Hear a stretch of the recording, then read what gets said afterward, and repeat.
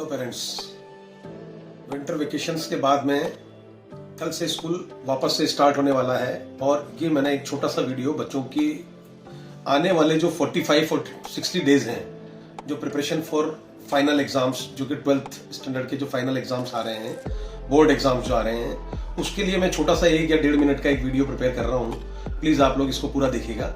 कई दिनों से मैं देख रहा हूं कि बच्चे कभी छोटी मोटी बीमारी का बहाना बना के या सेल्फ स्टडी का बहाना बना के या किसी भी चीज का एक्सक्यूज देकर वो घर पे रुक जाते हैं। तो क्या अपन लोगों ने सच में नोटिस किया है, मदर ने या फादर ने, कि 9 से 2 बजे के बीच का जो टाइम पीरियड होता है उस पूरे टाइम पीरियड को उन्होंने सिंसियरिटी से बैठ के पढ़ाई की?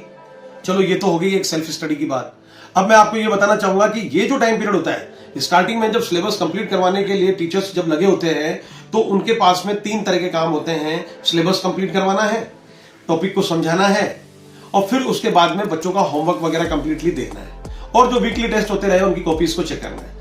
अब ये जो टाइम पीरियड होता है तब टीचर्स अपना सारा एक्सपीरियंस, जो पिछले कई सालों का एक्सपीरियंस होता है, जिसे हम कहते हैं बिहाफ ऑफ एक्सपीरियंस, टीचर बहुत इंटेलिजेंट है, टीचर रिजल्ट ओरिएंटेड है, तो उस एक्सपीरियंस को वो निकालता है अपना लास्ट के टाइम पीरियड पे, जो लास्ट के 2 महीने होते हैं। लास्ट के 2 महीने में टीचर्स अपनी क्लासेस में इतना इंपॉर्टेंट फॉर्मूलाज, इतनी पॉलिसीज और इतना सीक्रेट देते हैं बच्चों को, जो अपने एक्सपीरियंस के बिहाफ पे इंपॉर्टेंट क्वेश्चंस वगैरह हैं उनको करवाते हैं। और बच्चों को भी क्या होता है कि जैसे बच्चा 9 से बिफोर 9 एंड आफ्टर 2, मतलब स्कूल से पहले और स्कूल के बाद उनके पास लगभग 16-17 घंटे होते हैं। उसमें सोना है और पढ़ना है, 2 ही काम करना है। सेल्फ स्टडी के लिए देखा जाए तो वो भी सफिशिएंट टाइम पीरियड रहता है।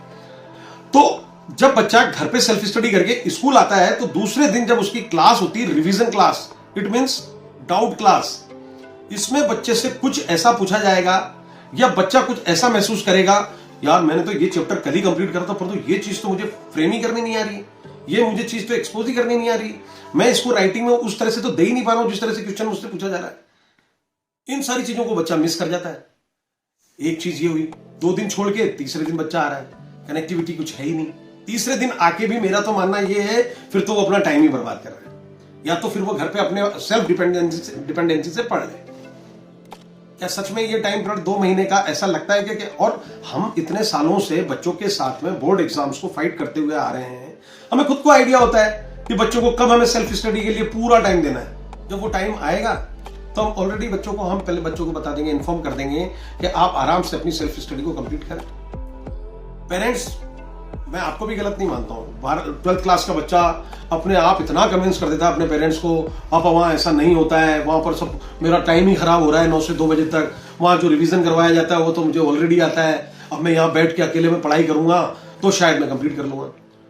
अब हो ये रहा है, कभी वो बच्चा आता है, कभी वो बच्चा नहीं आता है, कभी इतनी अटेंडेंस है, कभी उतनी अटेंडेंस है, टीचर का कोई मोटिवेशन ही नहीं है, टीचर्स को पढ़ाने में वो मोटिवेशन ही नहीं आ रहा, वो जुनून ही नहीं पैदा हो रहा टीचर के अंदर। आज वो बच्चा आया ही नहीं। आज मेरा ये प्लान था कि मैंने जो कल बच्चों को कराया, आज मैं उसका मैं एग्जाम लूंगा बोर्ड पे या राइटिंग में, किसी भी तरीके से वो एग्जाम लूंगा, वो बच्चा ही नहीं आया, टीचर का मोटिवेशन ही खत्म हो गया। आपको लगता है कि मैं आपको फाइनली ये बोलने जा रहा हूं, अगर आपको लगता है कि बच्चे अपना सेल्फ डिपेंड होके अपने एक्सपीरियंस के बिहाफ पे, अपनी मैच्योरिटी के बिहाफ पे अच्छा रिजल्ट ले आएंगे, तो आप नो डाउट बच्चों पे भरोसा करें। अदरवाइज लगता है आपको कि इतने सालों से आपने हम पे, संस्था पे, स्कूल पे भरोसा किया है, वीपी सिंह सर जैसे नाम पे भरोसा किया है, डॉक्टर मैडम के ऊपर भरोसा किया है, एसके गोयल साहब के ऊपर भरोसा किया है, तो प्लीज आप बच्चों को कंटिन्यू रखें, कंटिन्यू। बच्चा एक भी दिन छुट्टी करता है तो मुझसे क्रॉस वेरिफिकेशन करें, फिर उसके बाद डिसीजन लें। Thank you very much, thank you.